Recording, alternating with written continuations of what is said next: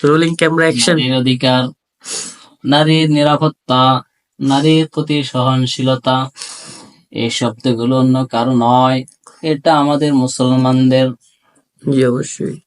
একটা সময় ইউরোপের নারীদের প্রাণী হিসেবে বিবেচনা করা হতো না, তারাও বহু আগে নারীকে সম্মানের আসনে বসিয়েছে ইসলাম। কিন্তু দুঃখের কথা, এই শব্দগুলো আজ বেহাত হয়ে গেছে। এগুলো এখন তথাকথিত বাম সংগঠন, দান্দাবাজ, বুদ্ধিজীবী আর বেহায়া নারীদের অস্ত্র। এগুলো এখন তথাকথিত বাম সংগঠন, দান্দাবাজ, বুদ্ধিজীবী আর বেহায়া নারীদের অস্ত্র। এই অস্ত্রগুলো ব্যবহার করে ওরা আমাদের রীতিমতো ঘায়েল করে। কিন্তু এর পিছনে আমাদের দায় কি কোনো অংশ কম? সমাজের শতকরা 95% পুরুষ এখনো নিজেদের বোনকে ঠকায়। জি।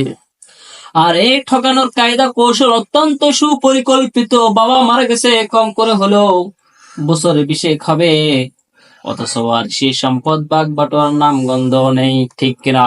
ঠিক। বন্ধের জমিতে দিব্যি হাল চাষ করে খাচ্ছে ভাইয়েরা।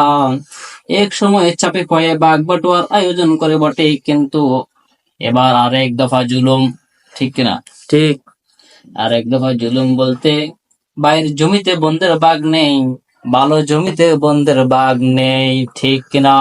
ঠিক, এটাই মূল ধ্বংসের কারণ। রাস্তার পাশের জমিতে বাঘ নেই, এরকম অযোগ্যবি সব নিয়ম কানুন শেষমেশ বন্ধের অংশ দেওয়া হয় ডোবায় আর জঙ্গলে। নাম কি অস্ত্রের বাঘ বাটোয়ারা শেষ, ঠিক না বেঠিক? এটা ভারী অন্যায়। এখন বন্ধা যখন সেসব সম্পদ বেচতে আসে, শুরু হয় তৃতীয় দফায় জুলুম। যে জমিটার বাজার দর আছে 20 লাখ টাকা, সেখানে মোটের উপর 2 লাখ ধরিয়ে বিদায় করে। আর ঠিক এই সুযোগটাই কাজে লাগায় আমাদের শত্রুরা, নামদারি মুসলিমদের কুকর্মের দায় চাপায় কোরআনের উপর, ঠিক না বেঠে? ঠিক। চিল্লায় বলেন ঠিক না? ঠিক।